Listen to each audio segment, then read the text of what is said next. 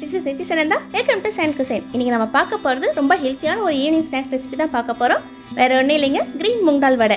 அதாவது பச்சை பயிறு வடை. வாங்க எப்படி செய்யறதுன்னு பார்க்கலாம். இதுக்கு முதல்ல நம்ம பச்சை பயிறு எடுத்துக்கலாம். இது நல்லா வாஷ் பண்ணி ஒரு 6 மணி நேரம் ஊற வச்சிடுங்க. நான் முன்னாடியே ஊற வச்சிட்டேன். பாருங்க நல்லாவே ஊறி இருக்கு. இப்போ நம்ம இந்த ஊறின பருப்பை ஒரு 2 டேபிள் ஸ்பூன் எடுத்து வச்சுக்கலாம். இது நம்ம வடையில் போட்டு செய்யக்குள்ள ரொம்பவே நல்லா இருக்கும். இப்போ இந்த பச்சை பயிரில் இருக்கிற தண்ணி எல்லாமே ஒரு வடிகட்டுறதை வச்சு வடிகட்டிடுங்க. சுத்தமாக தண்ணி இருக்கக்கூடாது, அப்போ தான் வடை நல்லா வரும். இப்போ இந்த பருப்பை ஒரு மிக்ஸி ஜாரில் போட்டுக்கலாம். முதல்ல இந்த பருப்பை மட்டும் நம்ம கொரகொரப்பாக அரைச்சிக்கலாம். சுத்தமாக தண்ணி இருக்கக்கூடாதுங்க, தண்ணியும் நீங்கள் ஊற்றக்கூடாது.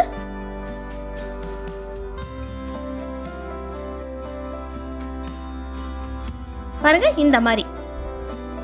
இப்போ இந்த அரைச்ச பச்சை பயிரை நம்ம வேற ஒரு பவுலில் ட்ரான்ஸ்ஃபர் பண்ணிடலாம்.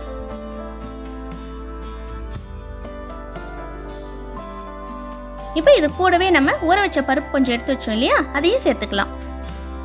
அடுத்து ஒரு மிக்ஸி ஜாரில் 1 பாதியமாக நறுக்கின பெரிய வெங்காயத்தை சேர்த்துக்கலாம். இது கூடவே பச்சை மிளகாய், நம்ம காரத்துக்கு இது மட்டும் தாங்க போட போகிறோம். இஞ்சி, சீரகம், இது கூடவே கருவேப்பிலை, தேவையான அளவு உப்பு சேர்த்துக்கோங்க. இதெல்லாமே நம்ம நைஸாக அரைச்சி எடுத்துக்கலாம். நம்ம ஏன் வெங்காயம் கடைசியாக அரைக்கிறோம்னாக்கா தண்ணி விடும். அந்த பருப்போடு நீங்கள் சேர்த்தக்குள்ள ரொம்ப தண்ணி விட்டுருச்சுன்னா வடை உங்களுக்கு ஒழுங்காக வராது. ஸோ அதனால் இந்த வெங்காயத்தை கடைசியாக அரைச்சி சேர்த்துக்கோங்க.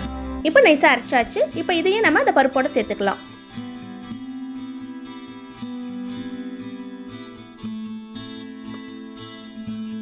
இப்போ நல்லா மிக்ஸ் பண்ணிக்கோங்க.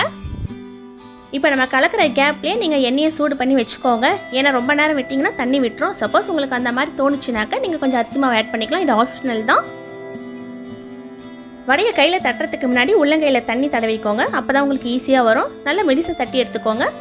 இப்போ ஆல்ரெடி எண்ணெய் நம்ம முன்னாடியே சூடு பண்ணிட்டோம் இல்லையா, இப்போ நல்லா கொதிக்குது. இப்போ நம்ம தட்டின வடையை இதில் சேர்த்துக்கலாம். மீடியம் ஃப்ளேமில் வச்சு செய்யுங்க. ரொம்ப அதிகத்தில் வச்சிங்கன்னா வடை தீஞ்சு போயிடும், அப்புறம் உள்ளே வேகாது. நல்லா கிறிஸ்பியாக லைட் கோல்டன் ப்ரௌன் ஆகிற வரைக்கும் வறுத்து எடுத்தால் போதும். இந்த வீடியோ பிடிச்சிருந்தா லைக் பண்ணுங்கள், ஷேர் பண்ணுங்கள், கமெண்ட் பண்ணுங்கள். மறக்காமல் சப்ஸ்கிரைப் பண்ணிட்டு பக்கத்தில் இருக்க பெல் ஐக்கானையும் ப்ரெஸ் பண்ணிடுங்க.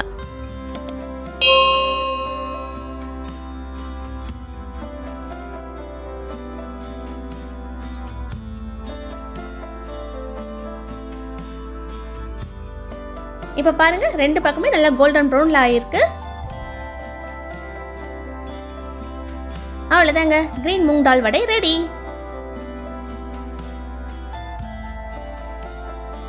இந்த வடையை நீங்கள் அப்படியேவும் சாப்பிட்லாம், நல்லா கிறிஸ்பியாக இருக்கும். இல்லை உங்களுக்கு சைட் டிஷ் எதாவது வேணும்னா நீங்கள் சட்னி ரெடி பண்ணி கூட சாப்பிட்லாம், ரொம்ப நல்லாயிருக்கும். ரொம்ப ஹெல்த்தியான ஒரு பச்சை பயிறு வடைங்க. ஈவினிங் டைம் இதை நீங்கள் சாப்பிட்டீங்கன்னா உங்களுக்கு ஃபுல்ஃபில் ஆகிடும், ரொம்ப நல்லதும் கூட. இப்போ எப்படி இருக்குன்னு சாப்பிட்டு பார்க்கலாமா?